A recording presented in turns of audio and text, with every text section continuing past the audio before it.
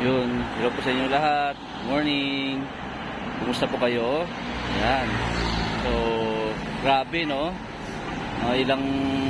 Parang kailan lang. Ngayon po ay December 24. At araw na naman ng Pasko. Merry Christmas po sa ating lahat. Merry Christmas po sa inyo. To all hardworking leaders and for those na dito po sa Live Good na mga happy subscribers, no?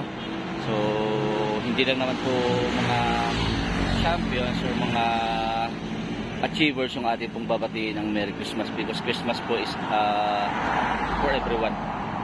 Okay? So, ito salamat sa Diyos kasi nakabalik na naman ulit tayo sa ating routine. So, dahil sa nung mga nakarang araw medyo bumagsak po yung ating yung ating health. Tinamaan po ng alam niyo yung flow. Yan. So nakita niyo po yan kahit na sinisikap po natin maging healthy living. Okay? Kumbaga, nandiyan na po yung mga supplement ni Live Good, iniinom natin. Tsaka sinasamahan natin ng exercise, but then patindi pa rin yung mga free radicals sa labas, no? So all the more na kinakailangan po nating alagaan yung ating sarili para maging healthy tayo.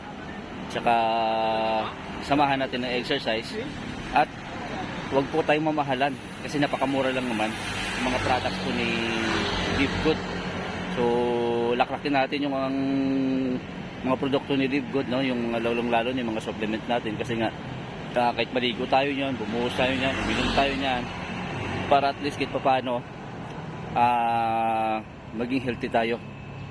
Kasi yun naman po ang mission ng company is to get people healthy and stay healthy without having to spend a fortune to do it. Yun po yung number one mission bakit kinakailangan mong mag-join at maging member ni Live Good because yun nga, para maka-avail ka ng sobrang murang products na hindi nabubutas ang bulsa mo. But anyway, congratulations po sa inyong lahat, sa ating lahat.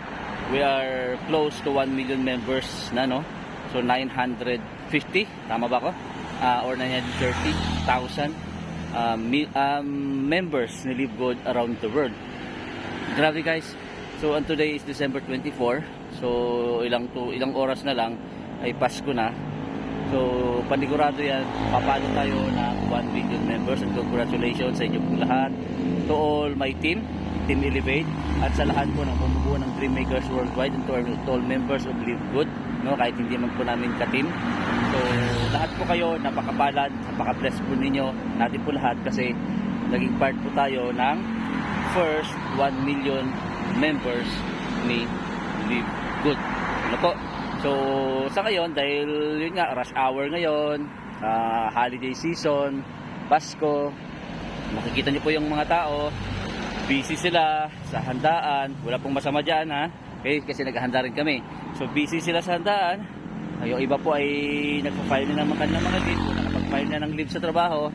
Tapos yung buong pamilya ay uuwi po ng probinsya sama-sama para at least ma-celebrate ng sama-sama ang Pasko. Kasi sa Pilipinas po kasi, tayong mga Pilipino ay kumbaga kultura na po natin, nakaugalian na sa Pilipinas na masaya kapag kasama-sama ang pamilya tuwing Pasko at magbabagong taon.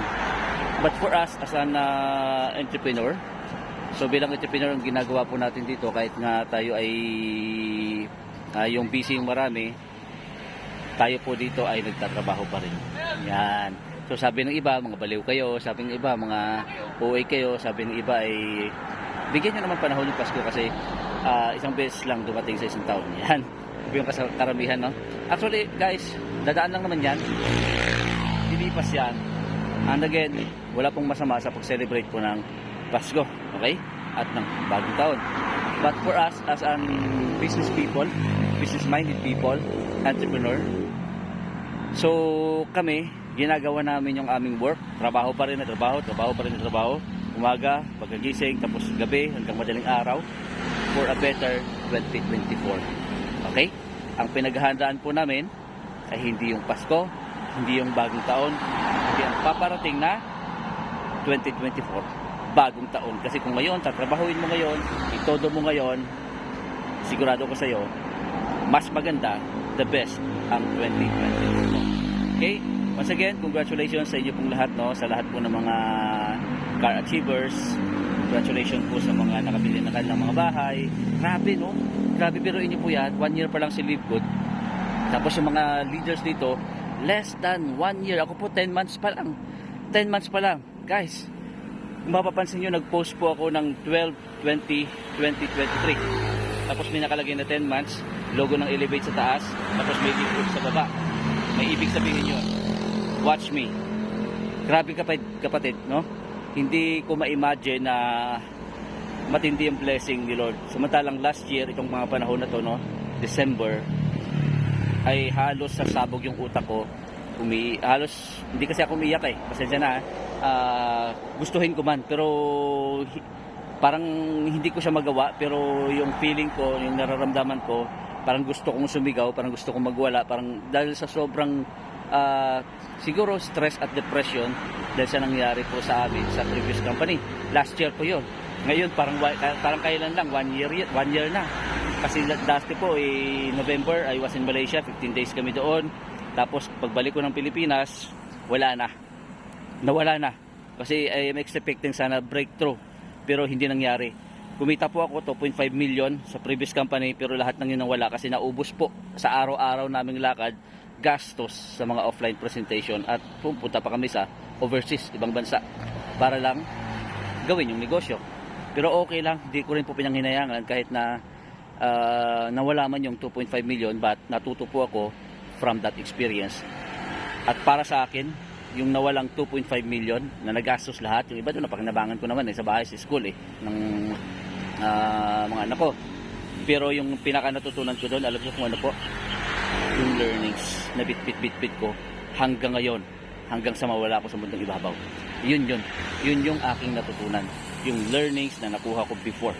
Okay? Hindi po matutumbusan ng 2.5 million pesos yung aking natutunan. Yung iba po karamihan learnings pinanginayangan diba? Ayaw mag-invest, wala nang ilalabas na pera.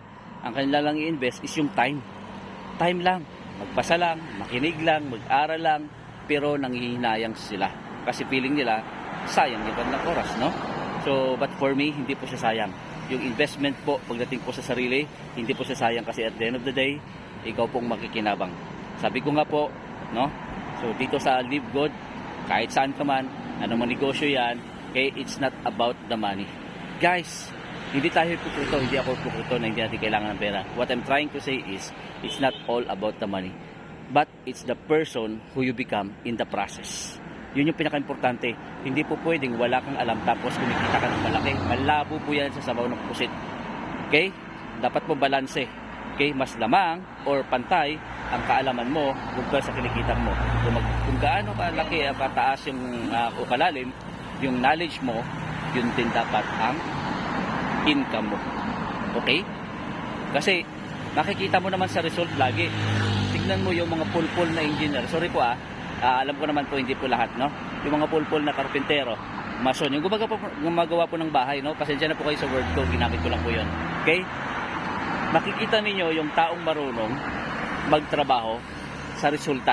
Tingnan nyo yung bahay ng mga hindi marunong na mga mason, hindi marunong na mga karpentero, at mga engineer na kuno. Kasi sa amin may kapitbahay kami, may engineer yun, may mga karpentero yun, may mga kumpleto yun. Pero alam nyo kung anong ginawa sa bahay? Mali. Natapos na lahat-lahat giniba ulit. 'Di ba? Ilang buwan pinatayo 'yon yung bahay na 'yon. Ni-renovate yung bahay na 'yon. Siguro mga mga 6 months or less than 1 year. Nung nangyari na, nakita nung may-ari, siguro may nag-check na mas marunong na engineer, mali.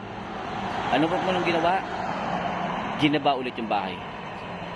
'Di ba? At nag-hire na panibagong engineer, panibagong mga karpentero, mga mason, at ginawa ulit yung trabaho ulit. Pero nyo yan, milyon ang ginastos, oras pa. Nung giniba, siyempre oras ulit. So diyan po yung sinasabi ko, no, na dito po yan lagi nagagaling. Sa resulta makikita kung gaano ka kagaling dito. Okay? Hindi ko naman sinasabi ng mga na kailangan mo maging the best muna. Okay? Para magsimula ka. Magsimula ka muna para maging the best. Kasi through experience, along the way, habang ginagawa mo yung negosyo natin, natututo ka. At pag natututo ka, from that situation o ano man yung nangyari sa iyo sa negosyo mo, okay, sa buhay mo, next time hindi mo na siya gagawin. Alam mo na yung secret formula. Alam mo na ang formula para ka magtagumpay ulit. Okay? Yun lamang, pahaba yung aking sinabi, no? Okay, so at least na kahit paano ngayon nakalabas tayo kahit 24 na, no? Yung iba busy, parito sila nagluluto, nag-aanda, pero tayo po ay binabalanse pa rin natin yung buhay natin. At least may oras pa rin po tayo para sa sarili, yung pag-exercise, yung pagbisikleta, at the same time ginagawa pa rin yung negosyo hanggang mamaya kahit may celebration na Pasko na, ginagawa pa rin natin ang business. Okay? See you all at the, see you all at the top. God bless po sa ating lahat, no? Nabubulol ako. Nabubulol ako. Okay? So, again, ito po ang may iwan sa inyo. Lagi po ito sinasabi. Dito po sa bottom, crowded na. Biro nyo po yun. Hundreds and thousands of bronze, gold, silver, and platinum. Guys, in here, okay? Sa Diamond Club and Crown Diamond, iilan na kami dito. It's never crowded at the top. There's always room for the best and there's always room for improvement. Okay? Yun lamang. Santi here once again. See you at the top. Bye-bye.